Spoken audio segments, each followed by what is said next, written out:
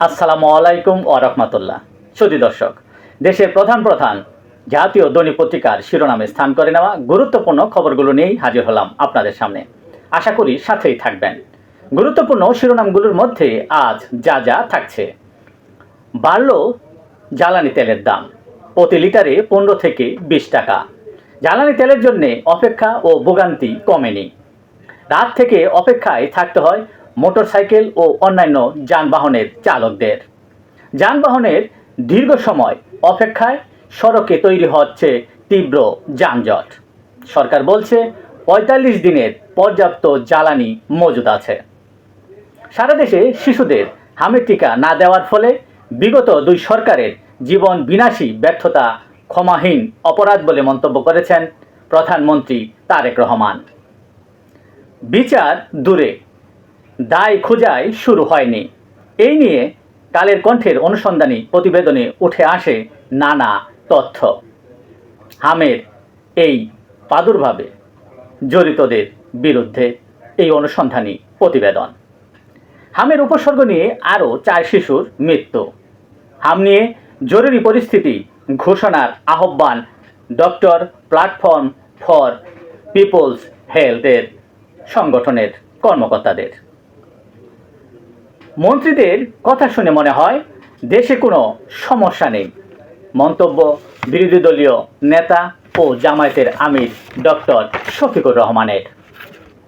উন্নয়ন সহযোগীদের কাছ থেকে বাড়তি ঋণ পাওয়ার চেষ্টা করছে সরকার। IMF ঋণের কিস্তি ছাড় নিয়ে সিদ্ধান্ত নেয়নি।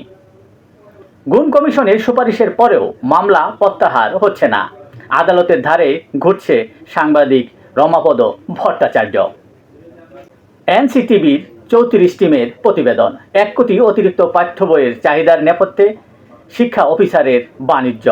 জড়িতদের বিরুদ্ধে শাস্তিমূলক ব্যবস্থার নির্দেশ শিক্ষামন্ত্রীর। মোহাম্মদপুর কি ঢাকার সিটি অফ গড? শীর্ষ সন্ত্রাসী, কিশোর গ্যাং, রাজনৈতিক আশ্রয় আর বিচারহীনতার চক্রে মোহাম্মদপুর অপরাধপ্রবণ হয়ে উঠেছে। সংকট পিছু ছাড়ছে না হাওরের কৃষকদের। দিন দিন নতুন সংকট তৈরি হচ্ছে। আগের জলাবদ্ধতার সাথে যুক্ত হয়েছে জ্বালানি সংকট। এখন কৃষকরা ঘুরছেন ডিজেলের জন্যে হন্যে হয়ে। দেশের প্রধান প্রধান জাতীয় দৈনিক পত্রিকার শিরোনামে স্থান করে নেওয়া আন্তর্জাতিক খবরগুলোর মধ্যে আজ যা যা থাকছে: অবরোধ না তোলায় ফের হরমুজ প্রণালী বন্ধ করল ইরান। ঘোষণার পর ইরানি গানবোট থেকে 3 ট্যাঙ্কারে গুলি। বুধবারের মধ্যে চুক্তি করতে হবে, নইলে আবারও হামলা। ইরানকে মার্কিন প্রেসিডেন্ট ডোনাল্ড ট্রাম্পের হুঁশিয়ারি। দ্বিতীয় দফা বৈঠক ঘিরে অনিশ্চয়তা যুক্তরাষ্ট্র ও ইরানের। কেন বছরের পর বছর বিতর্কের কেন্দ্রে ইরানের ইউরেনিয়াম? এই নিয়ে চলছে নানা হিসাব নিকাশ বিশ্লেষকদের। ইরান যুদ্ধের মধ্যেও চীনের অর্থনীতি আরও গতিশীল।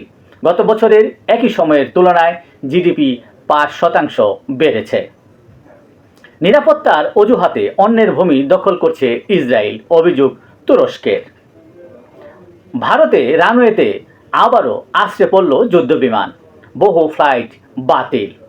ভারতের দার্জিলিংয়ে টয় ট্রেনের বিশেষ সংস্করণ, ডেমোক্রেসি এক্সপ্রেস। এই ছিল দেশের প্রধান প্রধান জাতীয় দৈনিক পত্রিকার শিরোনামে স্থান করে নেওয়া গুরুত্বপূর্ণ খবরগুলো জানিয়ে এতক্ষণ আপনাদের মাঝে উপস্থিত ছিলাম।